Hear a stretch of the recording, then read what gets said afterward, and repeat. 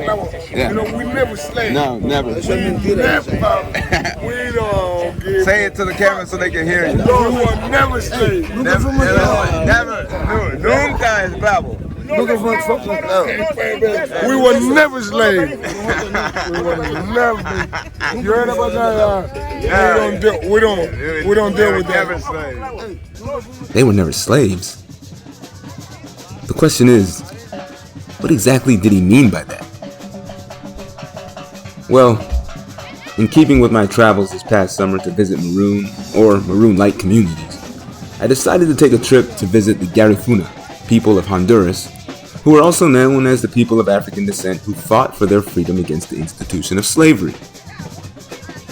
I invited a lot of my friends with me, but only one was able to come, and that was my friend who I had not seen in 21 years, Danis.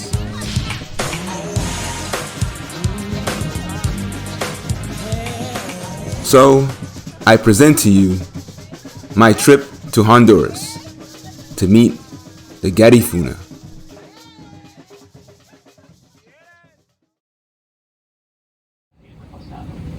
Le recordamos también que todo su equipaje de mano, bolsas, carteras, mochilas deben caber completamente debajo de su asiento delantero.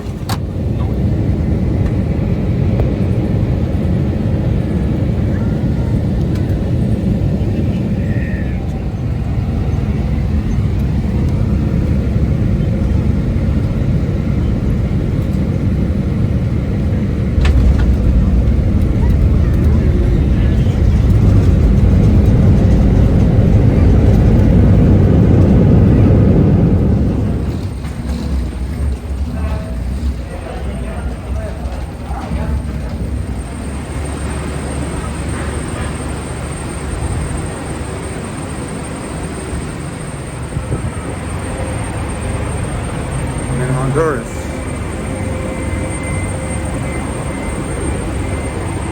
Okay.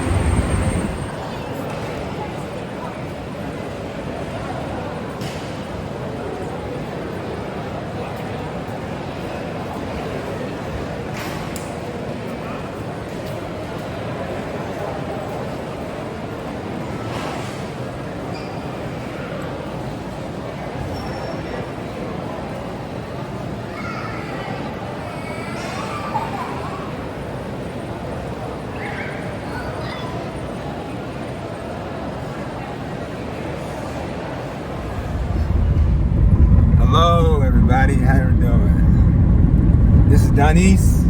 She came to Honduras with us when everybody else ditched me. My brother, Abdul, bunch of people. Y el conductor, ¿cómo te llamas? Marcos. Mucho gusto.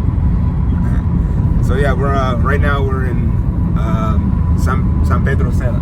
San Pedro Sula, and we're on our way to Tela. Alright? And we're gonna visit the GARIFUNA. ¿Tú sabes de GARIFUNA? Yes. Yeah? Alright.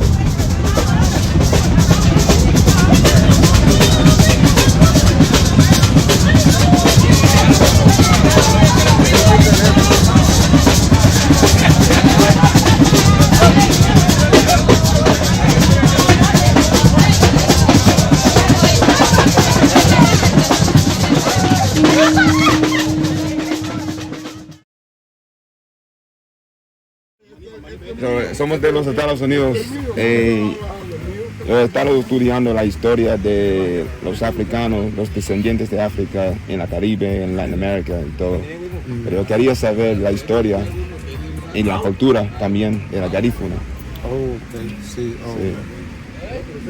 Nosotros somos una etnia GARIFUNA. Nacimos, esta etnia nació en San Vicente. Sí, San Vicente. Sí. Entonces, luego que hubo una mezcla entre el negro africano y el indio caribe, que ya estaba puesto en San Vicente, entonces se unieron y de ahí nace la raza garífuna. Sí, es una combinación entre culturas, entre la cultura africana y la cultura del indio caribe que estaba puesto en San Vicente.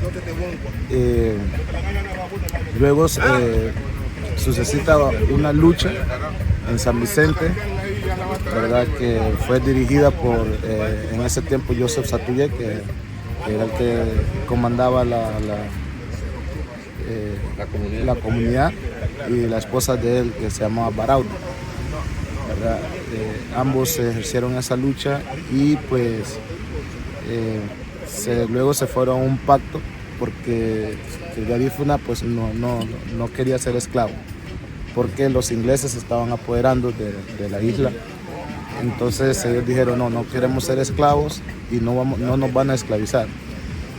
Entonces hicieron un pacto que si los garífunas perdían, cualquiera que perdía la guerra tenía que abandonar San Vicente. Entonces Joseph Satuyé pues pierde la lucha y a ellos les toca abandonar San Vicente. Cuenta la historia que venían 5,000 garífunas. Sí. En el año 1797, ajá, ¿verdad? Correcto, que es cuando ellos llegan, salen. Cesar was the local history buff that provided us with gems in relation to the history and culture. He noted that their culture was originally from St. Vincent. But the question remains, how did these African people that refused to be enslaved get to St. Vincent? Well, the way the story goes, as Cesar had noted, the Garifuna are a mixture of Africans and indigenous peoples in St. Vincent. Now, where is St. Vincent?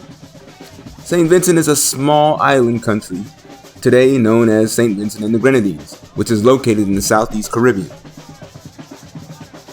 The Grenadines, just to the south of the main island, are an archipelago of islands between St. Vincent and Grenada.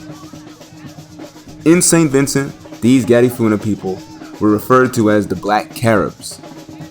Now, there is a general consensus as to how the Kalinago, better known as the Carib Indians, arrived in St. Vincent, but the African presence among the indigenous groups is more disputed.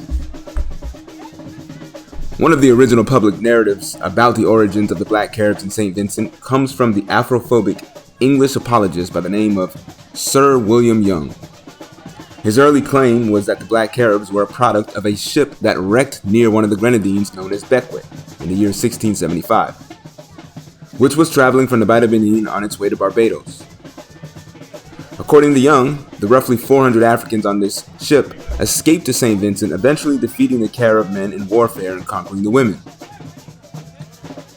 However, this assertion by Young was a political one. You see, no European nation up to that point had been able to conquer the Caribs and subsequently the Black Caribs of St. Vincent. By the year 1748, the Treaty of Aix-la-Chapelle declared the island a neutral island, not being formally possessed by the English or the French. So what Young was doing was attempting to paint the Africans as conquerors of the Carib people in order to deny their claims to the land. This was Young's way of justifying the conquest of the Black Caribs. However, there is another narrative that is a bit more plausible than Sir William Young's. The alternative narrative acknowledges the shipwreck of 1675, but recognizes that since the mid-1600s, thousands of Africans were being imported into the Caribbean yearly, and by the late 1600s, that number increased to tens of thousands yearly. There were maritime Maroons that escaped from neighboring islands to St. Vincent during this time in the same way that they had done escaping to other islands, like Dominica, Puerto Rico, etc. In other words, the Black Caribs are a cultural amalgamation of Maroons escaping from St. Vincent, Barbados, some of the Grenadines, as well as a number of shipwrecks in the Southeast Caribbean throughout the 1600s. According to historian Tony Martin, for example, it was reported by Spaniard Fray Vasquez Espinosa as far back as the 1620s that a ship wrecked with at least 500 Africans in the Grenadines just south of St. Vincent. These Africans killed the Portuguese enslavers and were said to have escaped to St. Vincent and live among the Caribs. There was another case in 1635 where 2 Spanish ships were lost and the Africans on the ship escaped to St. Vincent. After some time, the Africans adopted some of the customs of the native Caribs. Though there was tension at times between the Africans and the indigenous they acknowledged their common foe in the Europeans. Furthermore, by 1700, the island was partitioned. By 1719, according to Young, the French were invited to St. Vincent by the Red Caribs to live among them for protection against the British. But the Black Caribs attacked them with arrows and muskets. By this time, the Black Caribs had grown to become the numerical majority in the island. By 1723, after the French were defeated, King George I of England declared St. Vincent for the British. He sent one Captain Brathwaite to meet with the chief of the Red Caribs and the chief of the Black Caribs. Both Carib groups brought hundreds of their armed men to the meeting to refuse English settlement. After being declared a neutral island in 1748, the English wouldn't try to capture St. Vincent until towards the end of the 7 Years' War in 1762. Through the Treaty of Paris in 1763, St. Vincent was officially ceded over to the British along with Grenada, Tobago, and Dominica. Both Carib groups appointed a Frenchman by the name of Abe Valaders to negotiate with the British. However, the Frenchman only had plans to sell out the Caribs. Valaders and his British allies coveted the fertile lands occupied by the Black Caribs. William Young stated that, quote, the most fertile part of the island was occupied mostly in common as by an erratic nation of savages, warriors, and hunters. Close quote. After years of the British Caribs and the Black Caribs coexisting in St. Vincent, by 1768 the British made it clear that they planned on moving the Black Caribs from their land. Chief Chatoyer pretended to go along with the removal plan while sending canoes back and forth between St. Lucia, Martinique, and St. Vincent to load up on weapons in preparation for war. What has been classified as the First Anglo-Carib War began in 1772 and came as a result of the Black Caribs disrupting all attempts of the British to build roads through their land in 1769, and the Black Caribs kidnapping British men and holding them hostage. When the Black Caribs cut off the British soldiers and construction workers from all supplies coming from the outside, including water, they retreated for rescue. Chief Chatoyer agreed to relieve the British hostages if the British government agreed to abandon the building of the roads. The British agreed, and the hostages were released. However, with the request of the British settlers in St. Vincent demanding that the Black Caribs be conquered, the British colonial government began their attempts, but only to realize that the freedom fighters were not willing to go down easily. So, as a result, the British attempted a compromise in 1771 that the Black Caribs refused. In August of 1772, the British sent a seaborne expedition to St. Vincent, and in the following month, the war commenced. William Young was uncharacteristically silent about the happenings of the war, but some estimates state that 1/3 of British forces were put out of commission after only 5 months of fighting. By February 17, 1773, the British were forced to sign a treaty with the Caribs. The treaty consisted of 24 clauses including a cease to hostilities, an acknowledgement of the British king as a sovereign over the land, prohibition of communication between the French in neighboring islands and the Black Caribs, the giving up of recent runaways, among other stipulations. The Black Caribs were known for feigning submission to treaties in order to buy time in their fight for freedom, and it was clear that after the Treaty of 1773, the Black Caribs carried on with their fight against the British. The Black Caribs quickly reoccupied the land they had given up as a result of the treaty and remained a thorn in the side of the British for the next 2 decades. Nevertheless, it was not until Africans throughout almost the entire Caribbean were in a state of revolution in the 1790s that the British decided to conscript an all-African fighting force known as the West India Regiment to assist the British soldiers in combating the Black Caribs as well as the many African revolutionaries throughout the Caribbean. The Second Anglo-Carib War in St. Vincent was waged between 1795 and 1797, and after reinforcements being brought to St. Vincent from all over the world, the GARIFUNA were forced to surrender unconditionally. 5,000 of them were placed in concentration camps on the island of Belize, off the coast of St. Vincent, where many died. And then, on March 11th, 1797, 10 British ships under the escort of HMS Experiment deported 2,348 GARIFUNA Black Caribs to Roatan.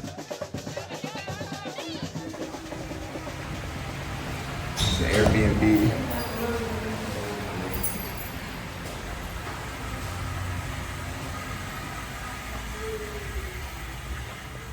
This is my room.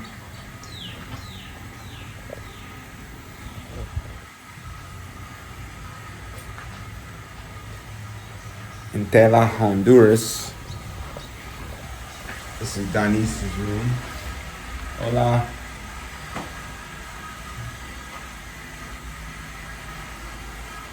I let her get the big one, because she got, looks like she got some stuff.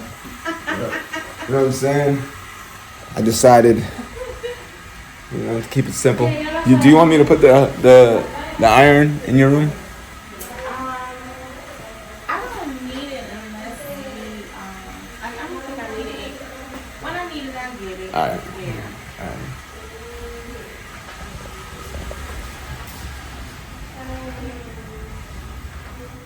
We're in Honduras. I just realized how hungry I am. We got here.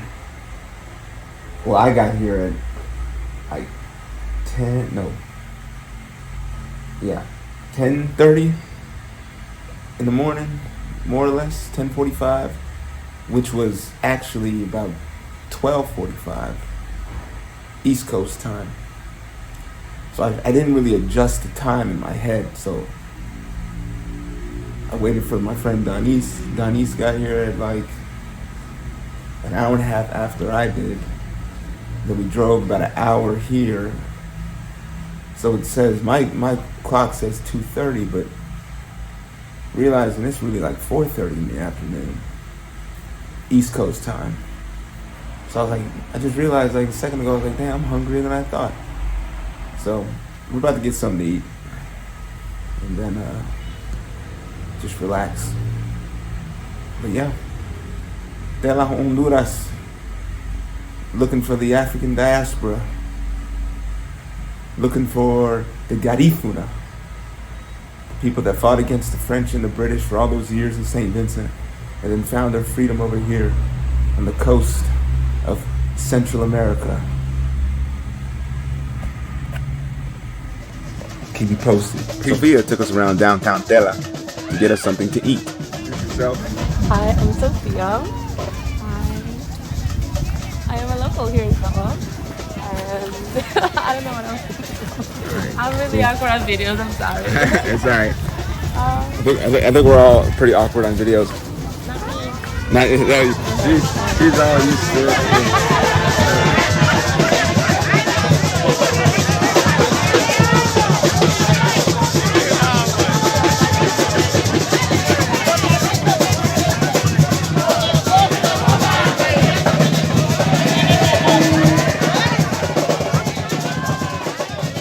When I was down there, I immediately saw a few GARIFUNA, many of whom did not want to be on camera. You know, that was one of the things that I actually noticed about the GARIFUNA initially, was that there wasn't an organized public display or tour of the culture to the degree that there was in Palenque in Colombia. When I was in Colombia, I noticed that the Colombian palenqueros and others capitalized on the outside interest of their fascinating story that the visitors were curious about. In Colombia, there were formal tours, informal tours, a network of tours within the community. In Palenque, it was very well organized, but not necessarily superior to the experience that I was getting among the GARIFUNA in Honduras.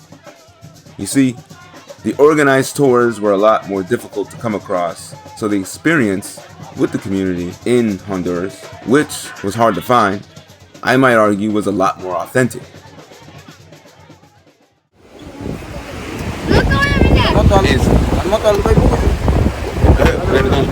¿En San Juan? San Juan. En San Juan puedes visitar lo que es sábado, domingo, son los días más movidos que puede haber turismo. Okay. Vas a encontrar gente hasta de afuera, como de la misma localidad, como ser el pan de coco, también la cultura que es el garífuna, el tambor, la punta, el yancunú que le dicen, y más conocido como el máscaro en español, pues. Usted hace eso en sábado y domingo. Los sábados y domingos. Tambores y todo. Se mueve más los fines de semana por la visita de los turistas que a la comunidad. Okay. Se logran congregar y pues esa es la diversión que se le puede haber, ya que sea como el famoso gifiti, el aceite de coco que se utiliza bastante para las trenzas, como le dicen el postizo, para los peinados. Y también se encuentra batana, y la famosa venta cultural que es la comida, como lo que es el pan de coco, la tableta que es hecha del mismo coco, y también el enrollado que le dicen el bono. Entonces, eso es lo que puede como conseguir uno cuando uno está aquí los fines de semana, que es más movido, más accesible, más favorable pues visitarlo más que todo, porque uno logra divertirse y ver diferentes acciones que uno le puede llamar la atención para poder visitar la comunidad. Ok, qué bueno. Ok, soy de los Estados Unidos, en Florida. Mucho gusto. Gracias. Kevin García para servirle. Ok, mucho gusto con usted. Ok, amigo. ¿Está bailando?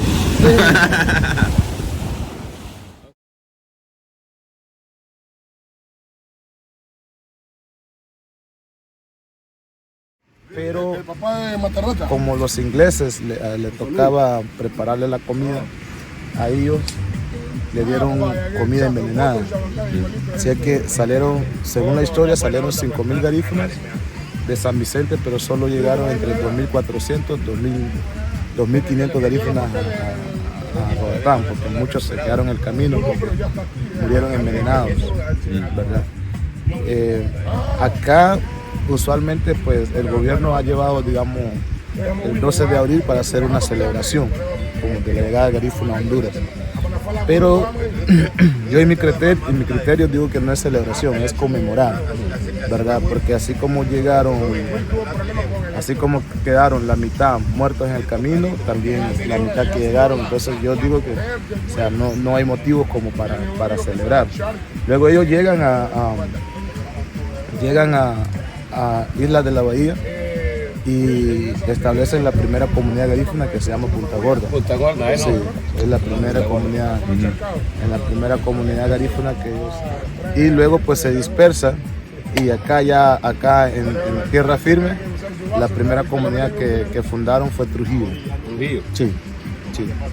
Trujillo fue la primera comunidad que fundaron después que ya llegan a tierra firme. Entonces empiezan a expandirse y unos llegaron a Guatemala, otros a Belize, ¿verdad? Y a Nicaragua también. Hicieron una comunidad en Nicaragua que es Brufi, ¿verdad? Pero la mayor parte se quedaron aquí y un poco en Belice. Esta comunidad, la fundaron los españoles, esta comunidad Triunfo de la Cruz. Aquí es Triunfo de la Cruz, sí. Ellos creo que la fundaron en 1524, cuando Cristóbal de Olid vino acá y fundó esta comunidad, ¿verdad? Una de las pruebas en el parque de Tela, hay unos cañones que sacaron de este cerro que está aquí, ¿verdad? De ahí sacaron los cañones que están ahí, que le pertenecen a la comunidad. Entonces le pusieron Triunfo de la Cruz a esta comunidad.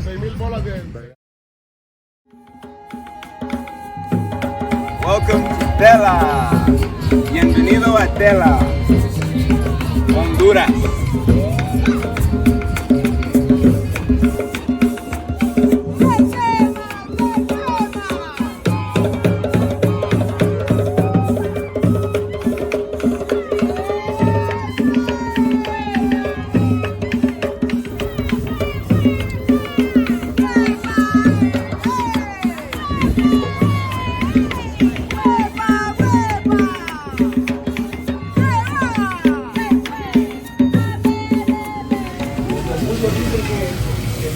Alright, now we are in Tela at a Jamaican restaurant, and the guy over there is cooking us some food, chicken.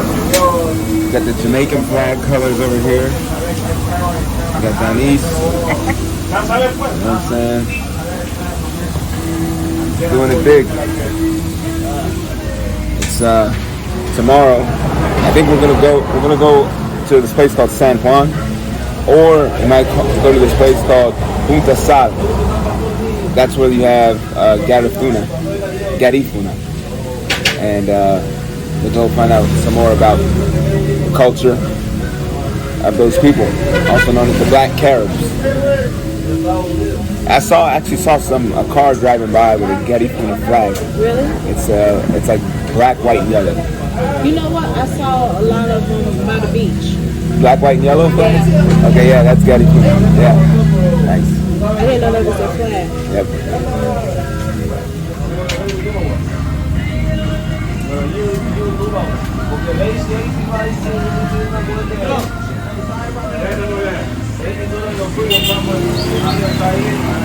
It's kind of like they're just living like, you know, the natural, you know, Caribbean coast life, you know what I'm saying?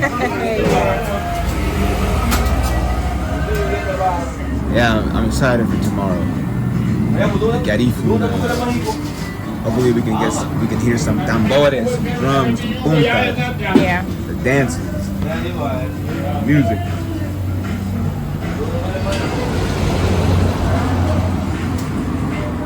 But you know me, as the sun went down, and before we continued to search for the Garifuna, we had to experience the nightlife.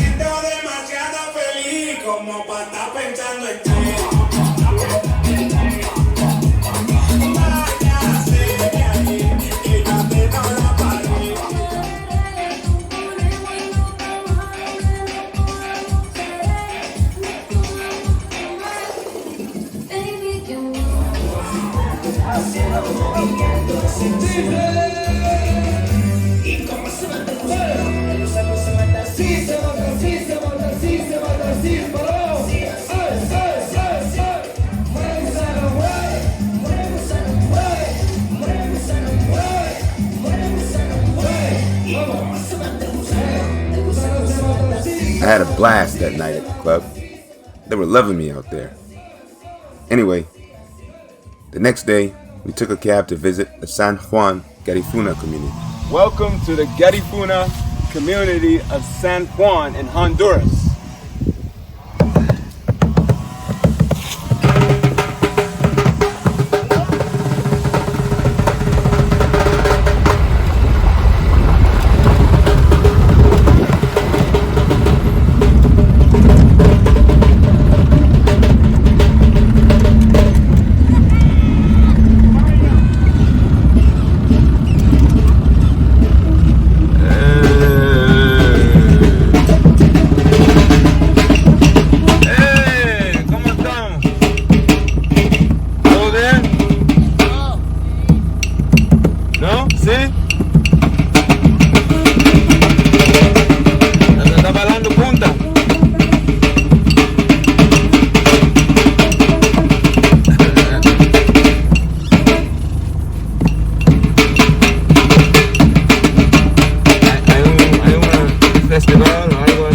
fiesta cerca de aquí.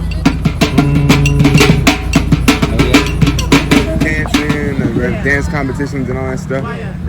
Yeah.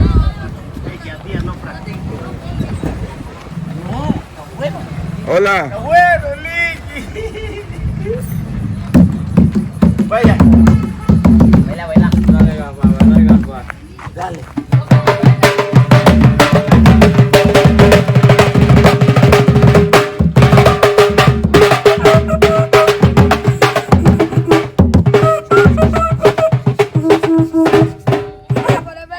Wow. Ok, háganlo. Es la música tradicional de Garifuna.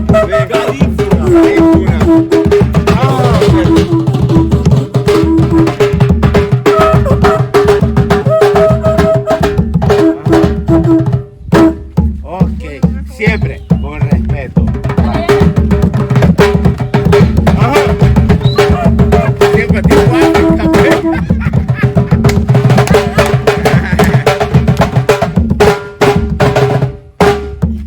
Vaya, ok.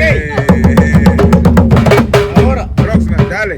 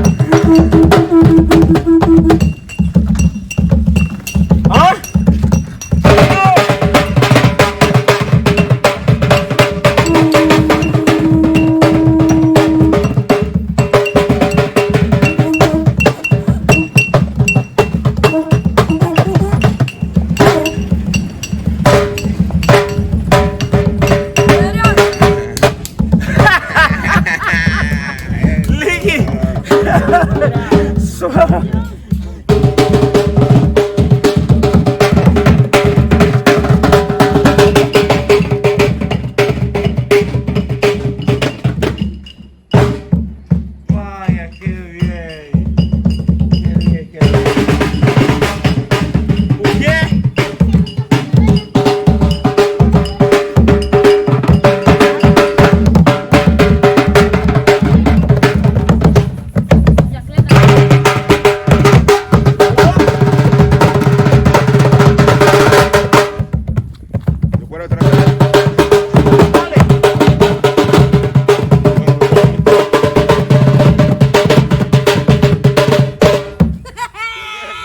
Vaya.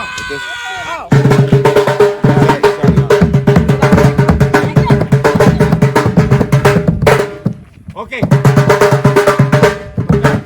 Más tranquilo. Más pasado. Ok, dale.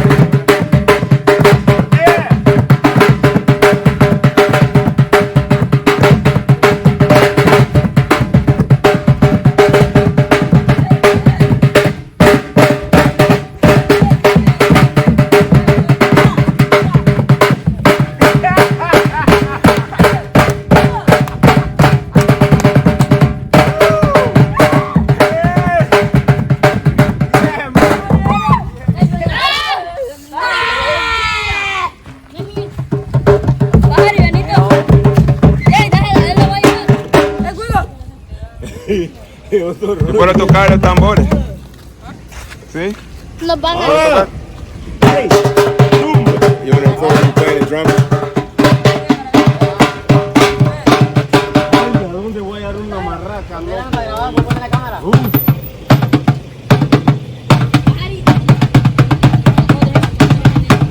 Oye, yeah, no, ahí va. Así. Bueno, el mismo ritmo.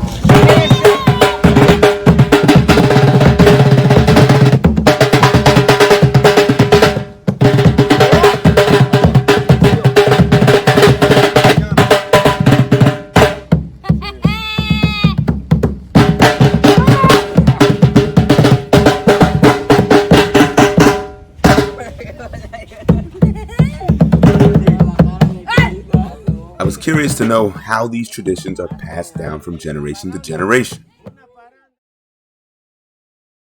Entonces, nosotros tenemos diversas culturas, ¿verdad? Tenemos nuestra propia religión, ¿verdad? Que es el vivir. Nosotros somos una comunidad que estamos conectados con los ancestros. Hay mucha creencia en la espiritualidad. ¿La religión es de África o es de indígena de la Caribe? Tiene su mezcla, tiene su combinación entre... como te digo, o sea que porque la raza garífuna, digamos, la comunidad garífuna nace en San Vicente. Sí. Entonces empezaron a hacer combinaciones de la creencia del arahuaco y de la creencia del negro africano. Sí. ¿Verdad? Incluso en su gastronomía hay cosas que son muy parecidas, ¿no? Sí. Entonces, y la lengua, que nosotros dentro de nuestra lengua, pues nosotros decimos palabras en inglés, en francés, ajá, en el lenguaje garífuna. La lengua es una mezcla africano y indígena. Correcto. Sí. Y un poquito inglés, francés. Ajá, sí. Okay. Entonces, eso es lo que plasma la historia. Ahorita pues tenemos diferentes bailes, ¿verdad? Gastronomía, somos una de las comunidades que tenemos bastante gastronomía, sí, en el país, y nuestra propia lengua, la lengua materna, que es la lengua garífuna, que es un idioma porque se escribe y se puede leer. Sí. Hay muchos que le dicen que es dialecto, pero no es dialecto, sí, porque el dialecto no se escribe, ¿no? Exacto. Entonces, pero el garífuna sí se escribe. Sí. Incluso ¿Se aprende en la escuela para escribir? Correcto, ahorita se está trabajando en la escuela, ¿verdad? Incluso ya salió un diccionario en garífuna, ¿verdad? Hay un diccionario, hay también el himno de Honduras en garífuna. Sí. Entonces, somos una etnia pluricultural, sí, ¿verdad? Entonces, y por eso me encanta la cultura, porque no estaba conquistado. Sí. Sí, es original, es de pasado, y los ingleses no podían escribir, ustedes todos son libres. Correcto, o sea, nosotros, hay mucha gente que dicen que que venimos de la esclavitud, pero nosotros se ha buscado la historia y la historia dice que no, o sea, porque anyway, un esclavo nunca no tiene su propia lengua porque tiene que hablar lo que dice el patrón, ¿verdad? No tiene su propia comida porque tiene que comer lo que come el patrón. Exacto. Entonces, y el garífuna no, el garífuna siempre mantuvo su religión, su gastronomía, ¿verdad? Su espiritualidad y todo eso, o sea, se ha mantenido hasta el momento. En el país en Honduras tenemos 36 comunidades garífunas establecidos acá. Sí. O sea, Honduras es el país que más abrigó la comunidad garífuna. Pero también pues ahorita pues tenemos una gran comunidad garífuna en Estados Unidos y en Europa. Sí.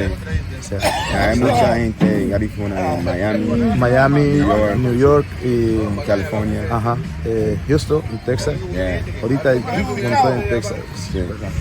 Entonces, los beliceños creo que están más puestos en California. Okay, porque sí, ellos viven más en Los Ángeles, creo. Ahí es donde pero los hondureños, o sea, la mayoría en Nueva York, Houston y Nueva Orleans. Sí. Mucha comunidad garífuna. Las escuelas enseñan la historia garífuna en Honduras.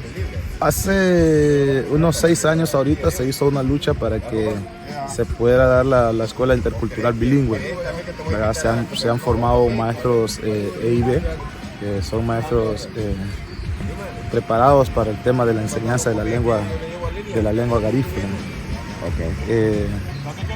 Bueno, nosotros en Honduras siempre hemos vivido siempre en resistencia, ¿no? Sí. Siempre hemos vivido en resistencia, más hoy en día que ya los inversionistas miran las playas de la comunidad de Garífuna como un tesoro para poder invertir. Pero el problema es que quieren invertir, pero quieren desplazar a la comunidad de Garífuna donde estamos. Sí. O sea, haciendo desplazamiento. O sea que no, yo compro aquí, ustedes se van y ustedes miran el desarrollo de afuera. Y esta es la lucha que hemos estado sosteniendo y que vamos a sostener hasta los últimos momentos, ¿va? Porque tiempo atrás nos decían que a nosotros como Garífuna que hubo un presidente del Congreso que dijo que éramos sopilotes porque vivíamos aquí a la orilla de la playa, ¿verdad? Pero ahora ellos ya se quieren ser sopilotes porque quieren venirse para acá a vivir en nuestra tierra. Y eso es lo que nosotros estamos luchando, y te lo estoy diciendo de todas las comunidades de Garífuna, ¿verdad? Hemos tenido ese problema con el gobierno. Ahorita esta comunidad le ganó una demanda internacional al Estado de Honduras, ¿verdad? Sé que en el tema del territorio, primero se viajó a la comisión allá en Washington, el gobierno firmó acuerdo y luego no cumplió, y después pues de la comisión se pasó para la Corte Interamericana de Derechos Humanos, que fue en Costa Rica. Entonces en el 2015 le ganamos una sentencia a este estado y que aún todavía no le ha dado cumplimiento, pero estamos esperando porque la sentencia ya se dio. O sea que esta comunidad es pionera, esta comunidad es una comunidad bien luchadora, ¿verdad? Especialmente en el tema del derecho a la tenencia de las tierras y el derecho, el derecho humano, pues, ¿verdad? Dentro de nuestras comunidades. No digo porque hay bastante conflicto aún todavía que hay que mejorar, ¿verdad? Una de las cosas es que hemos sentido una falta de apoyo para los gobiernos, con los gobiernos. Hay préstamos casi para todos los pueblos indígenas, menos para el pueblo garífuna, ¿verdad? Hay facilidad para los agricultores, hay facilidad para los que manejan la industria de la pesca, y nosotros que vivimos, que nos sostenemos de la pesca y nos sostenemos de la agricultura, no se nos da préstamo. O sea, no tenemos acceso, no tenemos ese apoyo necesario. Y la gran preocupación es que nuestros jóvenes empiezan a emigrar, ¿verdad? Y usted sabe que una comunidad que emigra mucho, los espacios quedan muchos espacios abiertos, y es vulnerable una comunidad para ser acechada por los grandes, ¿no? Porque la mayoría pues nos han metido a la cabeza que tenemos que irnos para Estados Unidos para poder superarnos como comunidad garífuna, y lastimosamente muchas veces lo hemos visto, porque antes el sostén económico de la comunidad era la pesca, pero ahora si tú miras en todas las comunidades hoy en día, la gente que pescan son la gente adulta, ya los jóvenes ya no lo hacen, ¿verdad? Entonces, ¿por qué? Porque ellos están pensando que mañana mamá o papá está en Estados Unidos, me va a llevar y me va a ir a hacer una mejor vida a Estados Unidos. O sea, es una situación bien preocupante. Como dirigente, como líder, lo miro muy preocupante, porque en toda la comunidad está sucediendo eso. Bueno, no voy a exceder, porque sí hay comunidades aún todavía que en la zona de Iriona, que aún todavía se sostienen un poco, pero acá en nuestra zona, lo que es Tela, San Juan, Tornabé, Triunfo, hasta llegar a Masca, casi se ha perdido esa cuestión. Y también la cuestión de la lengua, que también se está perdiendo mucho. Yo soy músico y wow, yo miro a los jóvenes que llegan y a veces me preguntan, ¿qué dijiste en tal canción? No entienden. O sea, y realmente por eso es que estamos haciendo esa lucha, para que los niños puedan recuperar esa lengua. No va a ser fácil porque el apoyo del Estado no es muy fuerte, pero esperamos con este gobierno que haya un cambio y que pueda trabajarse un poco más en ese tema. Yo pienso que los niños no tienen orgullo de la cultura. Los niños tienen orgullo, porque si tú miras, yo venimos acá, saca un tambor y todos los niños van a venir a bailar. Sí. Quieren bailar, quieren tocar el tambor, pero el problema es que Hola. entonces el problema, yo he escuchado padres que le dicen no hable garifuna, eso no te va a servir, ¿verdad? Tienes que hablar el inglés para que puedas embarcarte, para que cuando llegues a Estados Unidos, entonces y la primera palabra es buenos días. Nosotros ya no le decimos a nuestro hijo o sea, no le hablamos, o los padres, hoy en día los padres no le hablan a sus hijos, entonces la primera escuela viene de adentro, o sea, si no se aplica lo de adentro, entonces en la escuela va a ser un fracaso completo, ¿no? Entonces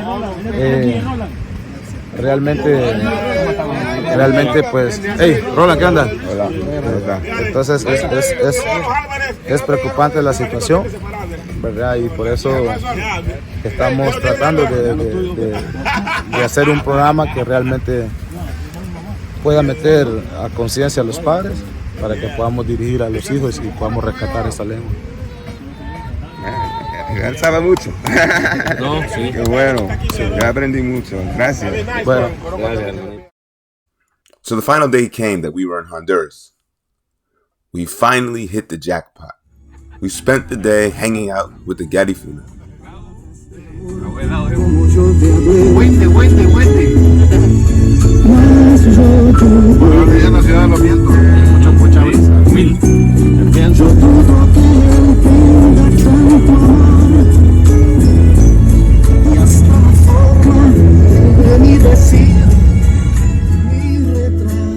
Bañate para que te evite el frío, pisado. Años tiene de trabajo en taxi.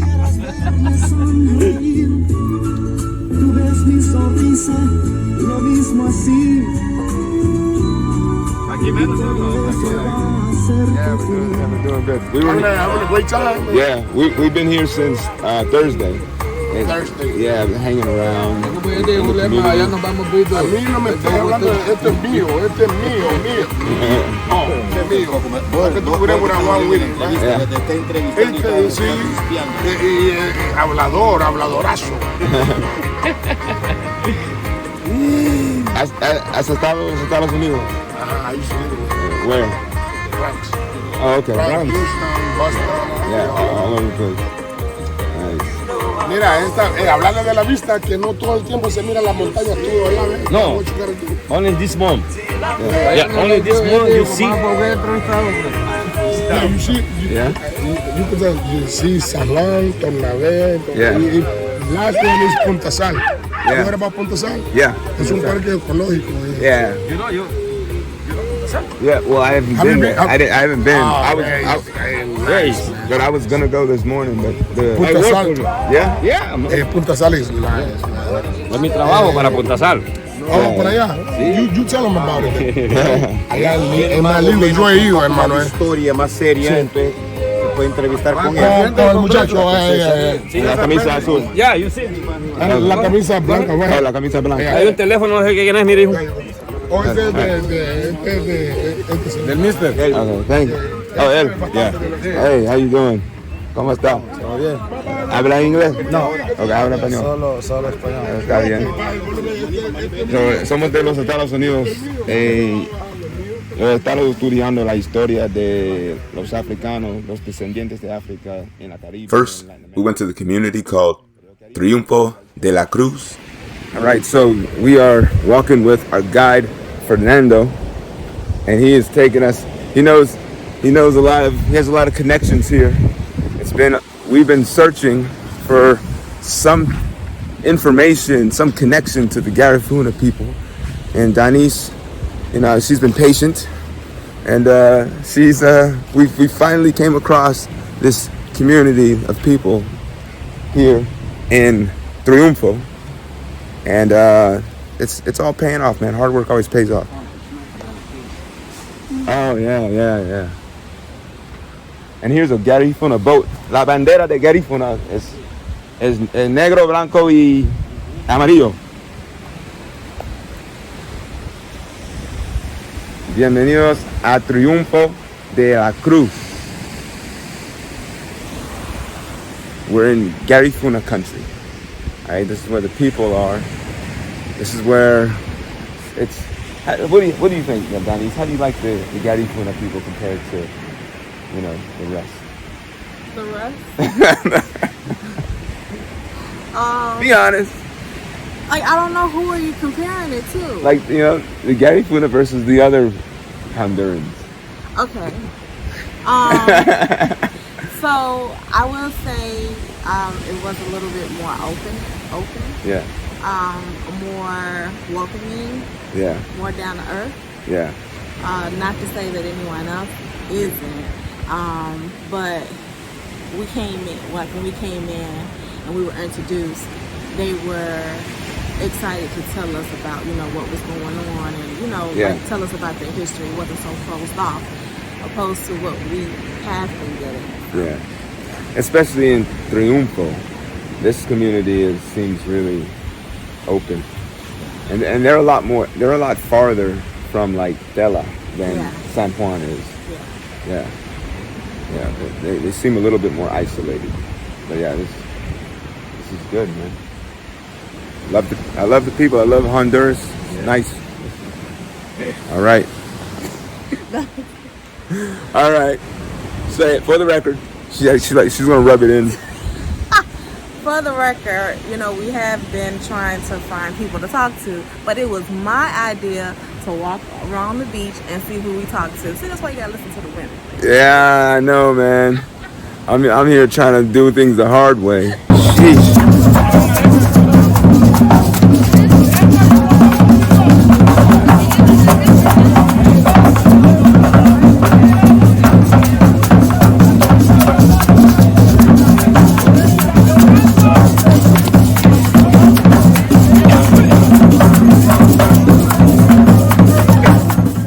This community reminds me a lot of Palenque in Colombia.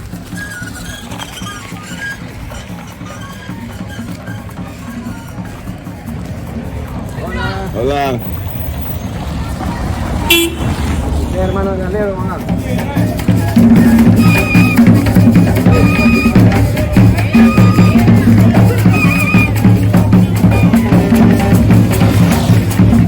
Then we decided to walk to the community called La Ensenada.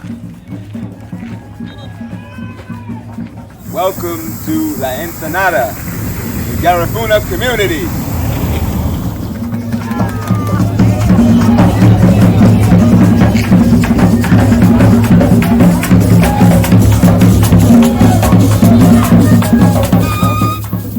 This community was founded on April 12th, 1797.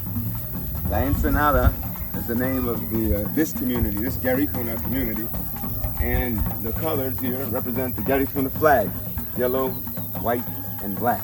And as you can see here, they have some cultural pictures here, people playing the shell, they have people playing the drums, they have the dances and all that stuff going on here with the images. All right, so here we are in another Garifuna community.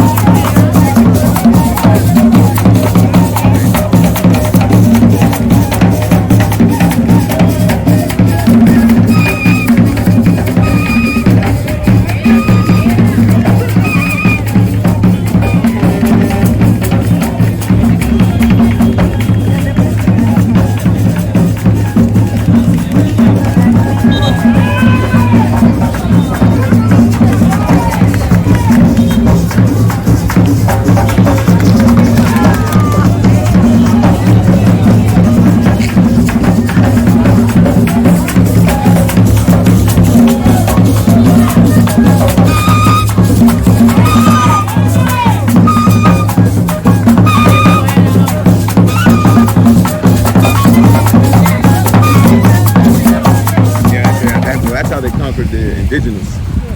But you know what? They bring their diseases anyway. But they couldn't. But their diseases didn't affect black people.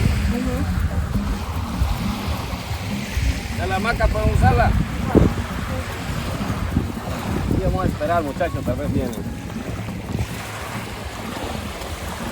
Puedes sentarte en la hamaca si gusta.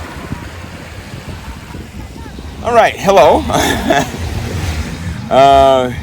Just fell back on this chair over here. The leg is not too sturdy. But yeah, we're here in, how do you say this place? La Esplanada? ¿Cómo se dice? La Ensenada.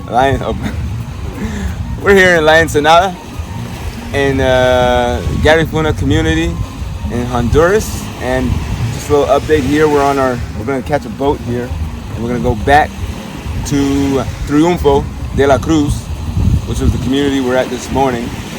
But this is a little lagoon area here. They got little shelters made from scratch here. You see like local sticks here, and palm leaves and stuff like that. It's really creative, man. That's what I like about these communities, man. They make their stuff from scratch. They don't depend on the man for anything, and I like the self-sufficiency here. Thank you. After visiting La Ensenada, we decided to take a boat ride back to Triunfo de la Cruz to hang out with our buddies for the rest of the day.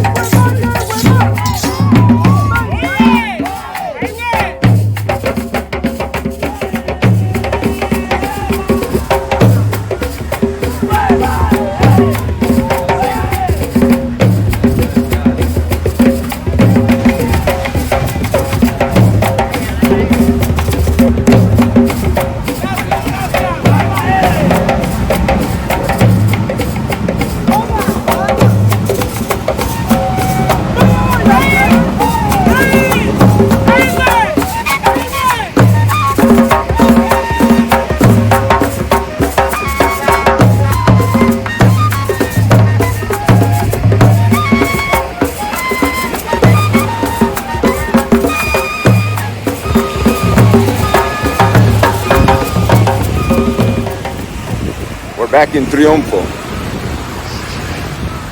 de la Cruz. Gonna hang out with the guys we were hanging out with this morning that we interviewed,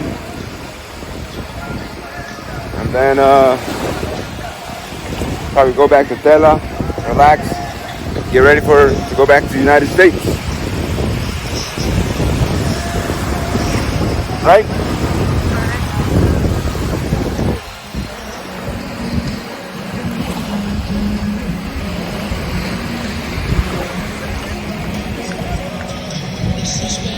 Hola.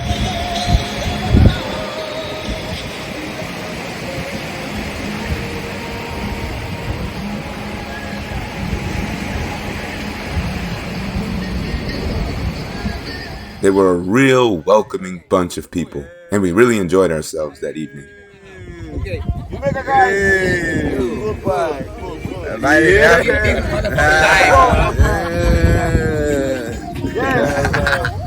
Live with it live.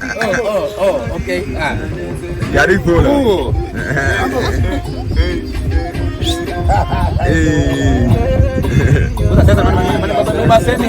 Me engañaste. Yes, sir.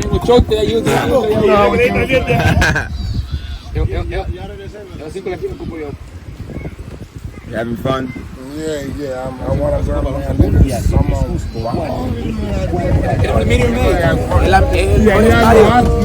Los altos están ya, pero I weigh 6.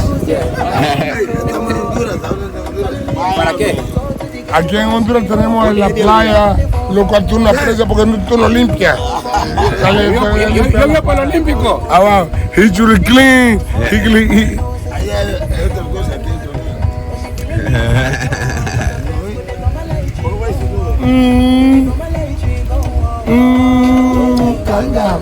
Calm down. Dale boxer, dale boxer. Hondureña. Salvadina. La playa bonita. Trinity de la marca. Yeah. No, con la no le va a caer. No le va a caer. No hay nada.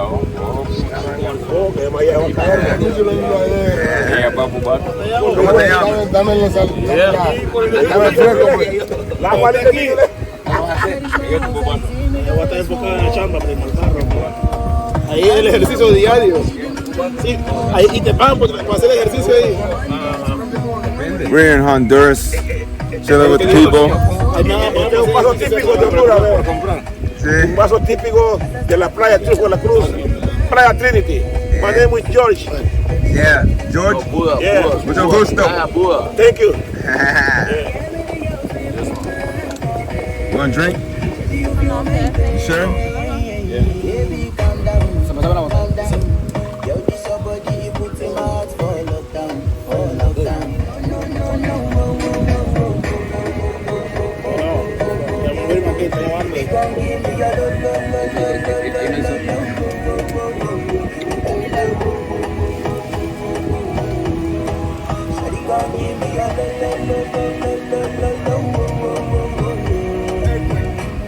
Last week? Like 15 days ago. No, like 1 week ago. Hey, se movió, man. Oh, yo me cagué. What? Yo corrí. Sí, pero estamos en la cancha. Was the heart shaking? Hey, you don't heard about the earthquake? Dude, that was fire. That's 1 week ago. I've never been in an earthquake. Nunca había pasado un earthquake. 3 semanas atrás. You know what I mean? 3 semanas atrás. Dude. 3 semanas atrás, terremoto. Se movió así. It moved like that. Yeah. Hasta la casa. That was my first time I was like, shit. Damn, bro. There's an earthquake. Se movió la tierra así. Hey, there was an earthquake a few weeks ago. That was my first time in Yeah. Yo me cagué. I'm like, Mom, my mom, she came and hugged me. I was like, Mom, no, that's not the way to live. Yeah. Mi primera vez en terremoto estaba en los Estados Unidos. Terremoto. Yeah, hermano, estaba fuerte, hermano. In Washington, D.C. You was listening. I don't feel Yeah, sí. Hey, se movió, sí. Wow. Estaba en el edificio, en el tercer piso. Estaba temblando. El piso estaba moviendo. Dude, it was shaking. Yo fui rápido, yo salí del piso rápido. Dude, it was. Yeah. Aquí estamos en el suelo. Yeah. Se movió. Yeah. ¿Sí o no? Yo me caí. Mama que me hug me, no, por eso así. Fútbol, no, bien a pie. Will you come back to the United States? Tomorrow. Yeah? Yeah. Wow. I know, man. How long, all right? I was here 5 days. You was there? Yeah, no, I was in Tela. Yeah. But Tela, I was Tela. Beautiful. Yeah, I was in Tela. It was on Roatan. You heard about it? It was on Roatan. Yeah, Roatan. Yeah, you know, I didn't go. Feel it all. Yeah. He was strong. First time on my life. Wow. Yeah, she was. My mama hugging me. I want to hug me and shit. Let's go outside. Next time you come, I go to Roatan. Okay. Yeah. Next time I come, I want to go to Roatan and I want to stay here longer. Yeah. Oye, bonito. Yeah. Yo sé que cuando regreses de vuelta tú te vas a recordar este place. Vas a decir, aquello lo encontré aquel día allí. Yo sé que tú le das la guitarra. Hello, my brother. Yeah. To be honest, I mean, what do you not GARIFUNA like that? No. Well, mis padres son de la Caribe.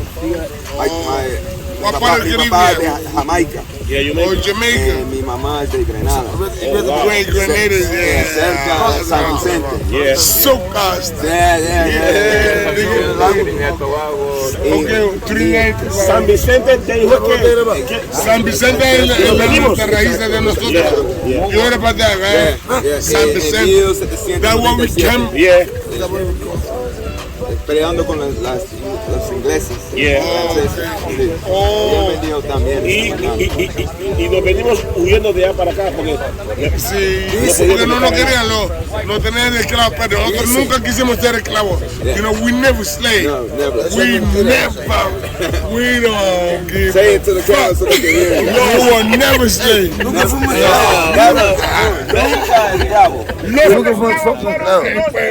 We were never slave.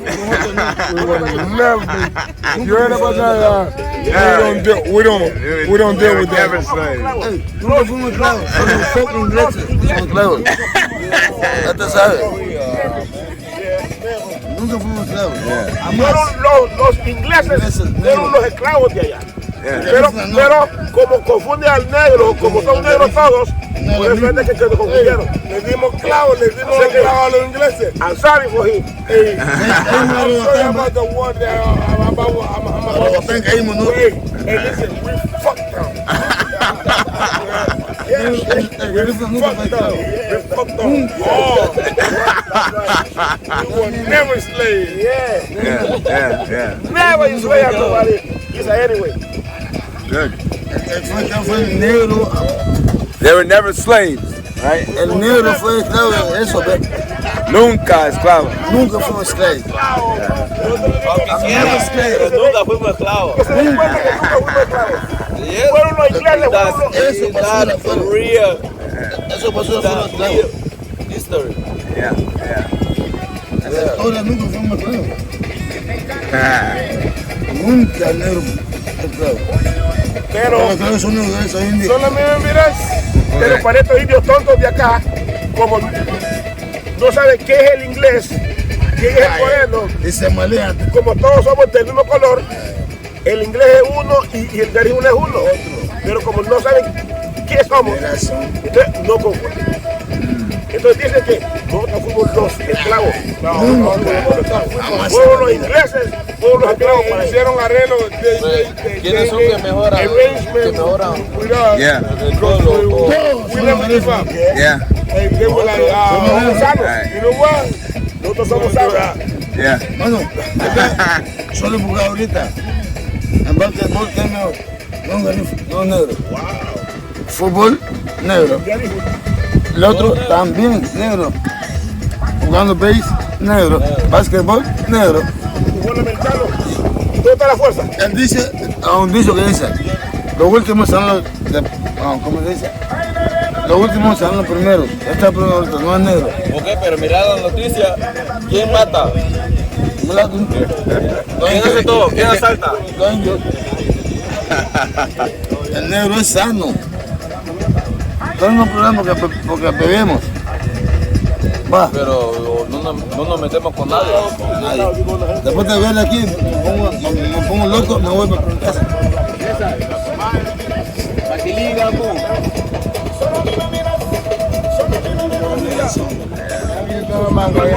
Es su canción. Es la canción de él. Él tiene mucho talento.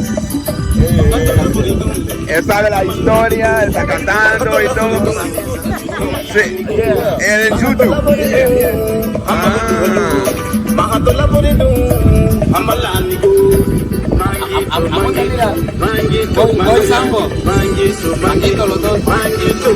Y César. Pero el nombre del grupo, ¿cómo se llama? ¿Es un grupo o es solo tú?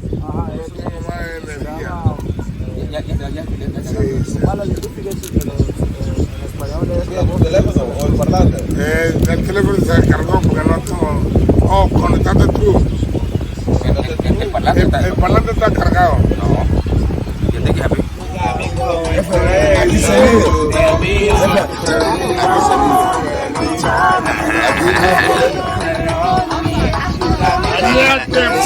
15 líneas. Yo puse inglés. No me entender. Yo hablo. Yo puse como mequino. Diferente. This is where they live. And okay, and Jamaican qué? Kingston? Jamaica. Yeah. Es diferente. Acá es diferente. Yeah.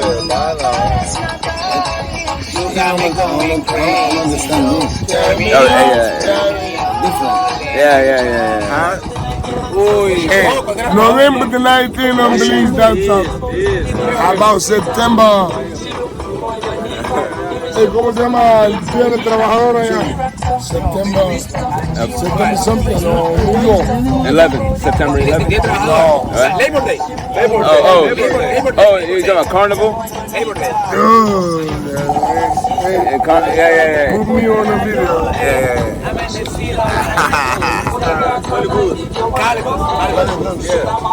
Jamaican niggas. The white boys. The white boys. It's a Jamaica. Hey, the West Indian Day Parade. Yeah, West Indies. West Indies. Yeah. West Indian Day Parade. And then in the northeast, of course, Costa Rica has a little bit. Yeah, Limon. Yeah, I went.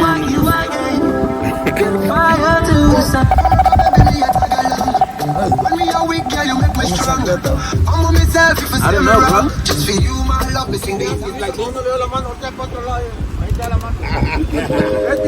Crazy motherfucker.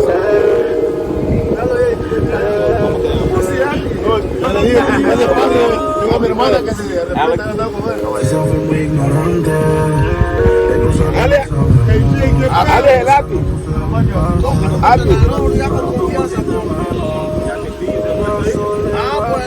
¿Qué parece, man? Son dos hamacas aquí, como esta.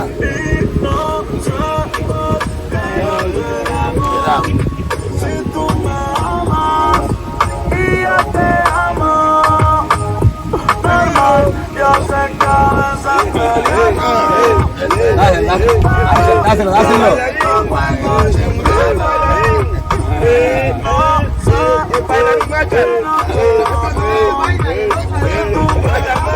Vamos a poner punta.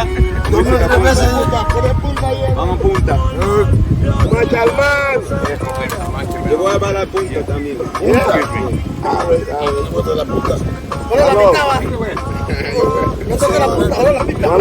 Wallo.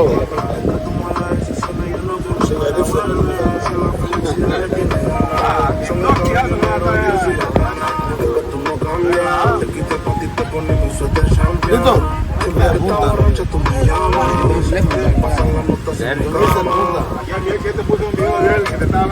Afropunta.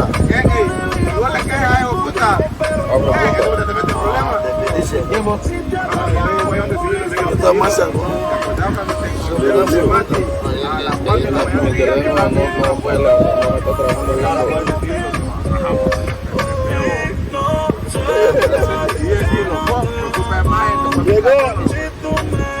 Llegó el conejo, man.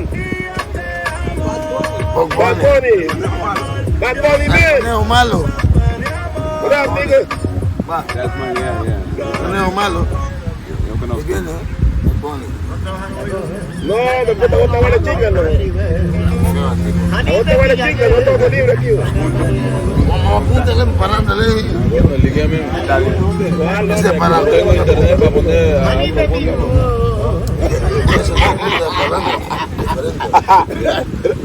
de coger la cojones.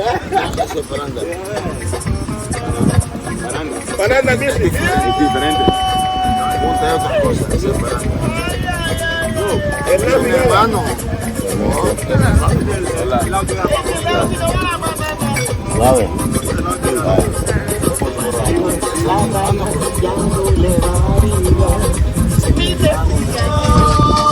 Paranda music. Yeah, hell yeah. 100% Caribbean music, bro. Yeah. For real. Real tough.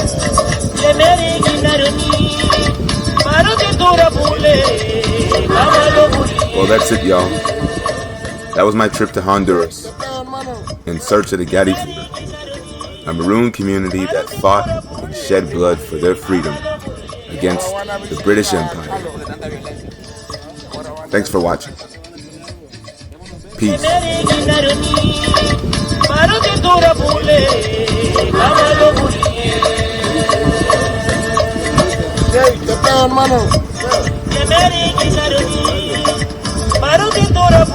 Primo. Ahora van a visitar a Carlos de tanta violencia. Ahora van a